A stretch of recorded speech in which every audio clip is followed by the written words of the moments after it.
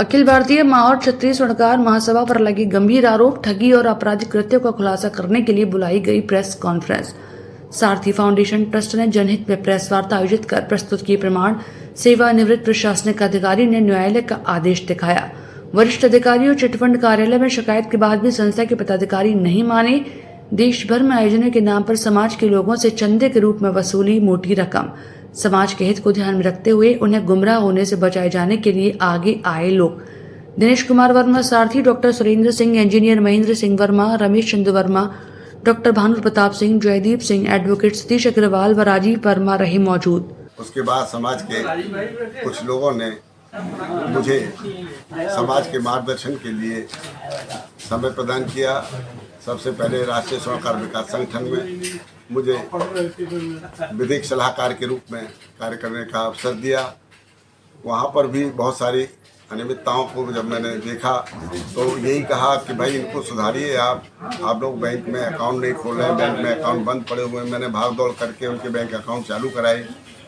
उसके बाद 2022 में कुछ अखिल भारतीय महाऔर क्षत्रिय स्वर्णकार महासभा के लोग मुझे मिले।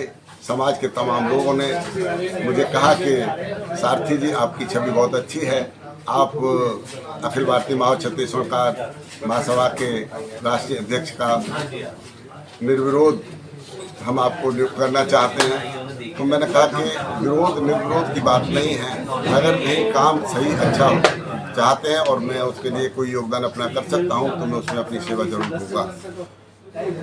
तो मार्च में उन लोगों ने एक इलेक्शन आहूत किया। जहाँ निर्विरोध की बात चल रही थी वहीं पर कुछ और लोगों ने भी पर्चे दाखिल किए। मैंने कहा कि ठीक है, इलेक्शन होना चाहिए, अच्छी बात है।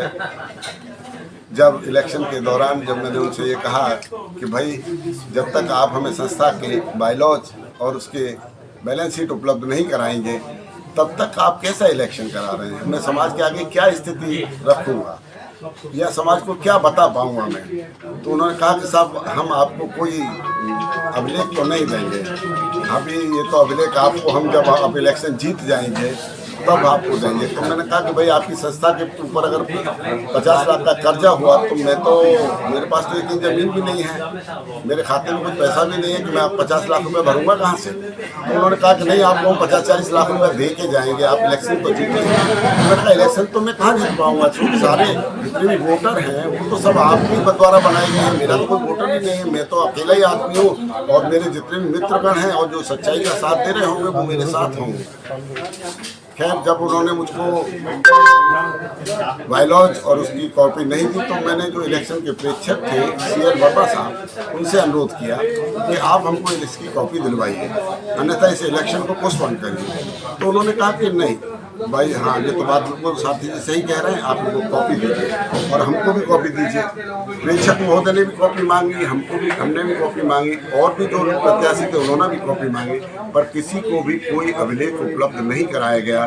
तो प्रेक्षक CL वर्मा जी ने तुरंत वहीं पर बैठ के उनको अपने पद से उन्होंने इस्तीफा दे दिया और उसके बाद इलेक्शन को उन्होंने पोस्टपोन करने का अनुरोध किया, पर उन लोगों ने कोई इलेक्शन पोस्टपोन नहीं किया और हमने उसी दिन उस इलेक्शन का बहिष्कार करते हुए एक प्रार्थना पत्र डिप्टी रजिस्ट्रार चिटफंड कार्यालय में दिया और उसके बाद एक 25/3/2022 को एक प्रार्थना पत्र वरिष्ठ पुलिस अधीक्षक जी को समाज के तमाम लोगों ने मिलकर दिया और उसके बाद उस पर जांचें चलती रहीं। चिटफंड कार्यालय से आदेश हो गया और उनके खिलाफ हुआ।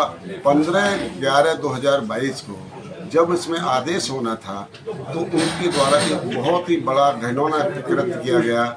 जबकि मेरा बेटा मुझे ब्लड प्रेशर की गोली देने आया था, मैं दफ्तर में अंदर बैठा था, मैं बिल्कुल चलने फिरने में असमर्थ था और बिल्कुल भी मतलब बड़ा मुश्किल से केवल इसलिए कि डेट थी मैं चला गया था और मैं बच्चों को इस सब चीज़ से बिल्कुल दूर रखना चाहता था।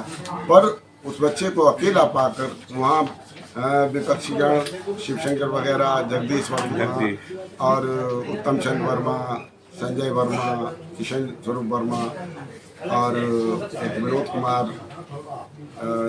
तमाम लोगों ने उसको बच्चे को घेर लिया और उसके साथ मारपीट किया बुरी तरह से। इतना मतलब मेरे इतना घिनौना करते, एक चीफ इंजीनियर बच्चा जो एक IAS रैंक के अधिकारी के बराबर का बच्चा था, उसके साथ इतने लोगों ने मारपीट किया। खैर उसके बाद भी हम चूंकि ऐसे उसके नहीं थे, सभी लोग समाज के ही थे, हमने उसको आगे बढ़ाया। आगे हम पुलिस स्टेशन गए, वहाँ पर जाके पुलिस इंस्पेक्टर ने हम लोगों का कम्प्रोमाइज़ करा दिया। और मैं आपको 2 शब्दों में 2 बातें बताना चाहता हूँ। मुकदमा दर्ज हो गया, विवेचना आपको बता देगी, दूध का दूध पानी का पानी, क्या सत्यता है।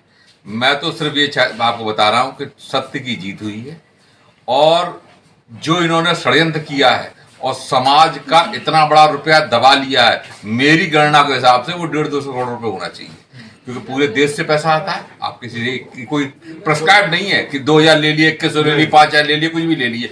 कोई किसी को रसीद नहीं देनी है, रसीद देनी है तो फर्जी बनी दे देनी है। जब मृत्यु प्रमाण पत्र जो आदमी मर चुका हो तो जिंदा ना आके वोट कर रहे हैं, तो इन पर सब पूरा व्यवस्था है, फर्जी असली सारी चीजें।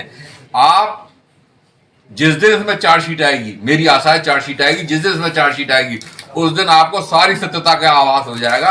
बस एक ही चीज का डर है कि अगले हम लोग कुचक्रों के लिए तैयार रहे, निश्चित तौर पर कोई ना कोई उनके द्वारा झूठा मनगढ़ंत मुकदमा लिखाया जाए। ठीक, बहुत बढ़िया। देखी तो उन पे मैंने टोका टाकी शुरू की और इनको रोकने की कोशिश की, तो ये खुद तो नहीं रुके, इन्होंने षड्यंत्र करके मुझको अलग कर दिया। जब हमको अलग कर दिया तो हमने कहा भाई ये षड्यंत्र, ये संस्था तो गलत आदमियों के हाथों में चली गई, जिनको हम बहुत देवता समझते थे और हम लेकर के आए थे, और वही मतलब उसके निकले। कौन लोग थे सर? शिवशंकर वर्मा, भूपेंद्र सिंह वर्मा, जगदीश वर्मा, संजय वर्मा, उत्तम चंद वर्मा, सब रिटायर्ड लोग हैं ये। और रिटायर्ड लोगों हमने इसलिए जोड़ा था कि ये रिटायर्ड लोग जो है समाज में अपना समय देंगे, समाज का भला होगा। लेकिन इन्होंने उस पैसे को देख करके इनकी नीयतें खराब हो गई और इन्होंने बैंक में खाता वाता खोलना सब दूर की बात रही। तब हमें ये लगा, मैंने इनको समय समय पर रोका। मैंने कहा आप चुनावों के लिए 15,000 रुपये 17,000 रुपये एक आदमी से ले रहे हो, ये इसका क्या मतलब है? आप क्या करना चाहते हो? 5,000 रुपये से ज़्यादा जमानत राशि नहीं होनी चाहिए अध्यक्ष के लिए। हमारा समाज कोई इतना रईस समाज नहीं है, हम लोग गरीब समाज है, स्वर्णकार समाज है, बैकवर्ड क्लास का समाज है। तब हमने दिनेश जी से निवेदन किया कि मैंने कहा आप रिटायर हो चुके हैं, आप अपना समय संस्था को दें। तब ये बड़ी मुश्किल से राजी हुए। अच्छी बात है, मैं इस संस्था को मैं अपने हाथ में लेने की कोशिश करता हूँ। अब उन्होंने हमें सदस्य बनाने के लिए कुछ रसीदें नहीं दी, ना ये सदस्य बना पाए, ना हम सदस्य बना पाए, ना कोई और समाज का कोई व्यक्ति सदस्य बनाए। अब जो सदस्य बना लेगा वही तो अध्यक्ष पद के लिए खड़ा होगा। अब वो अवसर उन्होंने हमारे हाथ से काट दिया और हमको उन्होंने सदस्य भी नहीं, हमको भी सदस्य नहीं बनाया। आगे आने वाली संस्था में हमको भी सदस्य नहीं बनाया। क्यों? क्योंकि हम बुराइयों से दूर रहना चाहते थे। Thank you. तो ये है।